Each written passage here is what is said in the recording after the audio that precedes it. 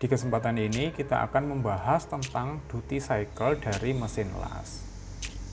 Mesin las untuk mengukur kekuatannya selain diukur dengan kapasitas ampere maksimal juga bisa diukur dari duty cycle-nya. Semisal ada mesin las 400 ampere, sama-sama 400 ampere. Yang satu duty cycle-nya 80% dan yang satu 30%. Nah, pastinya mesin las dengan duty cycle 80% ini yang akan menjadi mesin las yang lebih kuat. Nah, untuk lebih jelasnya kita akan bahas apa itu duty cycle. Secara definisi, duty cycle adalah persentase waktu kerja maksimal mesin las dalam jangka waktu tertentu. Nah, kalau standar industri biasanya satu siklus kerja itu 10 menit. Jadi kalau mesin las itu ternyata duty cycle-nya 50%, berarti dalam waktu 10 menit itu dia hanya bisa bekerja selama 5 menit saja. Yang 5 menitnya harus dipergunakan untuk beristirahat. Analoginya seperti ini.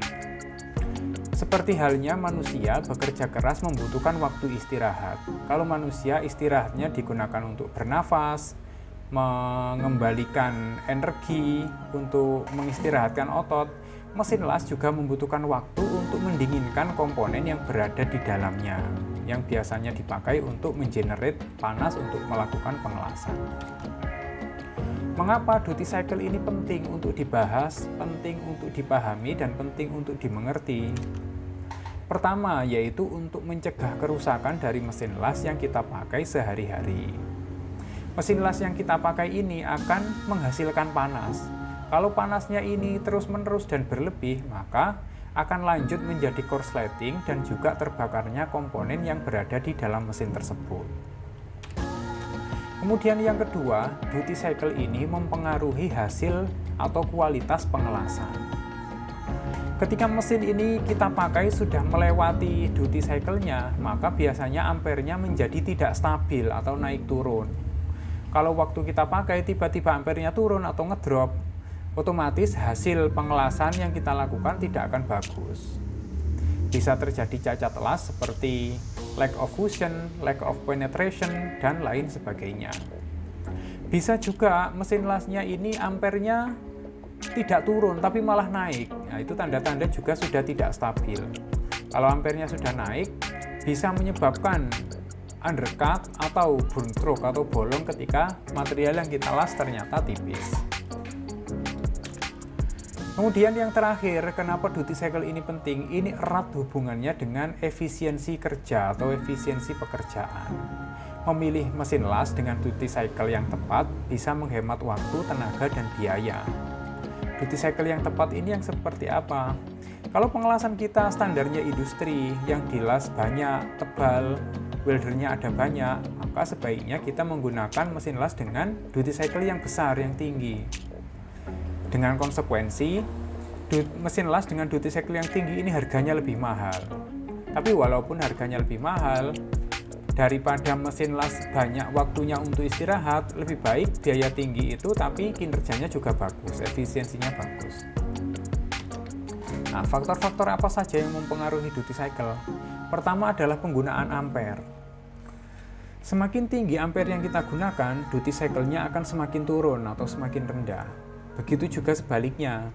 Kalau penggunaan ampernya kita turunkan, maka duty cycle-nya semakin tinggi. Artinya, mesin itu bisa dipakai lebih lama. Yang kedua, faktor yang mempengaruhi duty cycle adalah jenis dari mesin las. Kita bandingkan antara mesin las inverter dan juga trafo. Untuk mesin las inverter ini, karena teknologinya lebih mutakhir dan juga arusnya lebih efisien, maka nilai duty cycle-nya juga lebih tinggi daripada mesin trafo konvensional. Mesin trafo ini banyak losses-nya, banyak losses panas pada lilitan atau kumparan trafonya. Jadi nilai duty cycle-nya akan turun.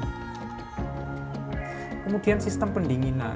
Sistem pendinginan dan komponen yang berkualitas dapat meningkatkan duty cycle pada mesin las. Sistem pendinginan yang seperti apa? Di dalam mesin itu umumnya dilengkapi dengan fan atau kipas.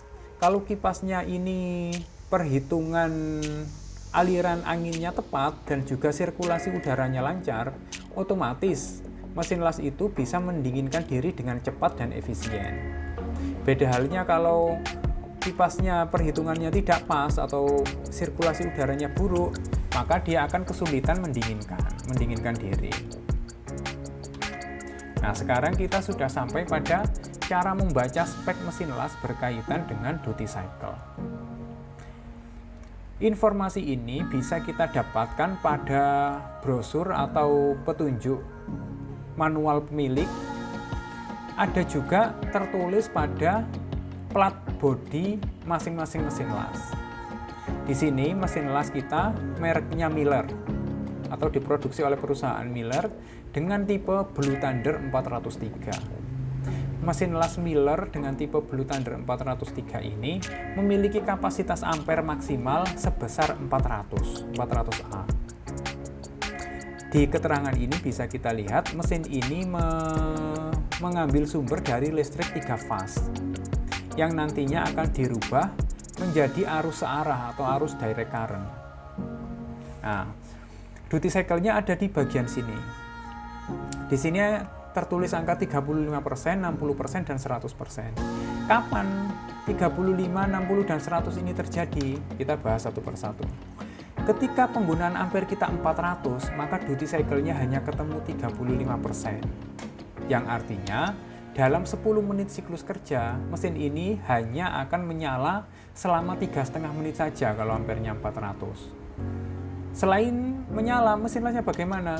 Dia membutuhkan waktu 6,5 menit untuk istirahat. Lain halnya kalau ampernya kita turunkan di tabel ini.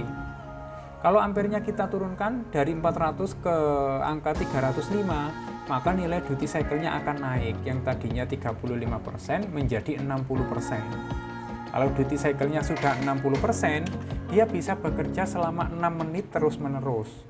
Yang tadinya dia butuh 6,5 menit untuk istirahat, sekarang dia hanya butuh 4 menit saja untuk istirahat. Kita ke tabel berikutnya. Duty cycle ini bisa naik sampai 100% ketika penggunaan ampernya kita turunkan sampai di angka 235. Jadi kalau kita ngelas, penggunaan ampernya tidak sampai 235, maka dia bisa running atau jalan terus-menerus selama 10 menit kerja, tidak membutuhkan waktu untuk istirahat. Baik, demikian pembahasan kita tentang duty cycle dari mesin las. Kalau kalian ada pertanyaan terkait pengelasan, silahkan tuliskan di kolom komentar. Terima kasih.